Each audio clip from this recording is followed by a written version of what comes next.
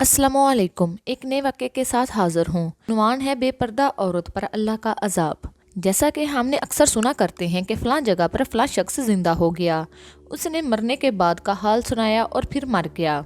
इसी किस्म का अजाब कब्र से मुतल्लिक एक वाक़या गिलगित में पेश आया, जिसके बारे में बताते हैं कि एक शख्स कब्रिस्तान के पास से गुजर रहा था कि उसने किसी कब्र से ये आवाज़ सुनी कि मुझे निकालो, मैं ज़िंदा हूँ। जब एक दो मरतबा उसने आवाज़ सुनी तो उसने ये समझा कि ये मेरा वहम है, लेकिन जब मुसलसल उसने ये आवाज़ सुनी तो उसको यकीन होने लगा। चुनाचे करीब में एक बस्ती थी। वो शख्स उसमें आया और लोगों को उस आवाज़ के बारे में बताकर कहा कि तुम भी चलो और उस आवाज़ को सुनो। चुनाचे कुछ लोग उसके साथ आए, उन्होंने भी यही आवाज़ सुनी और सबने यकीन कर लिया कि वाकई ये आवाज़ कब्र से आ रही है।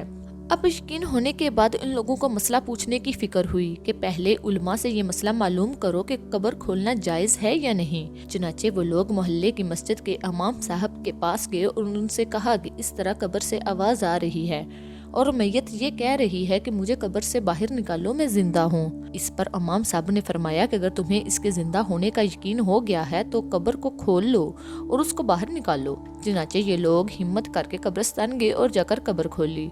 अब जूं ही तख्ती हटाई तो देखा अंदर एक औरत बरहना हालत में बैठी हुई है और उसका कफन गल चुका है। फिर लोगों ने सुना कि वो औरत कह रही है, जल्दी से मेरे घर से मेरे कपड़े लाओ, मैं कपड़े पहनकर बाहर निकलूंगी। चुनाचे ये लोग फौरन दौड़कर उसके घर गए और जाकर उसके घर वालों को ये वाकया बताया।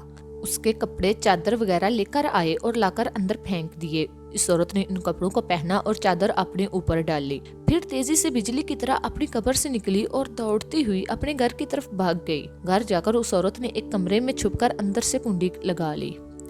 अब जो लोग कब्रिस्तान आए थे दौड़कर उसके घर पहुंचे। उनको वहां जाकर मालूम हुआ कि उसने अपने कमरे के अंदर से कुंडी लगा रखी है।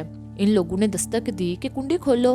अंदर से उस औरत ने जवाब दिया, मैं कुंडी तो खोल दूंगी, लेकिन कमरे के अंदर वो शख्स दाखिल हो जिसके अंदर मुझे देखने की ताब हो, इसलिए कि इस वक्त मेरी हालत ऐसी है कि हर आदमी मुझे देखकर बर्दाश्त नहीं कर सकेगा। लिहाजा कोई दिल गुर्दे वाला शख्स अंदर आए और आकर मेरी हालत देखे।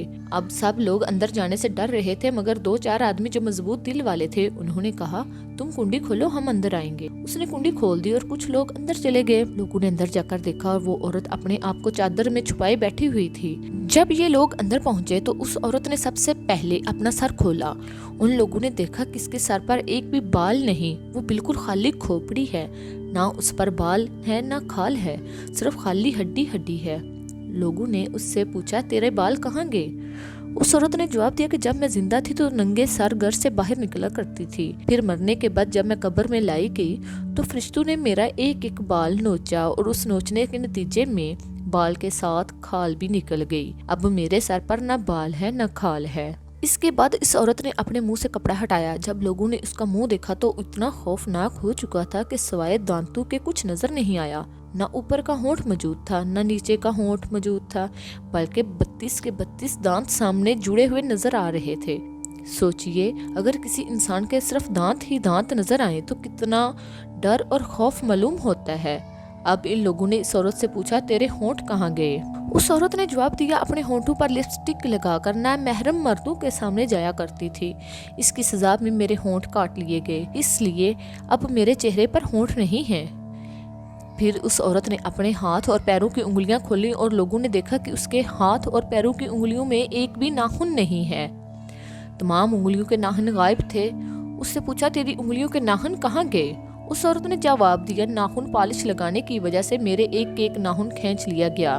चूंकि मैं ये सारे काम करके घर से बाहर निकला करती थी, इसलिए जैसे ही मरने के बाद कब्र में पहुंची तो मेरे साथ ये मामला किया गया और मुझे ये सजा मिली कि मेरे सर के बाल भी नोच दिए गए, मेरे होंठ भी काट दिए गए और नाखून भी खींच लिए गए।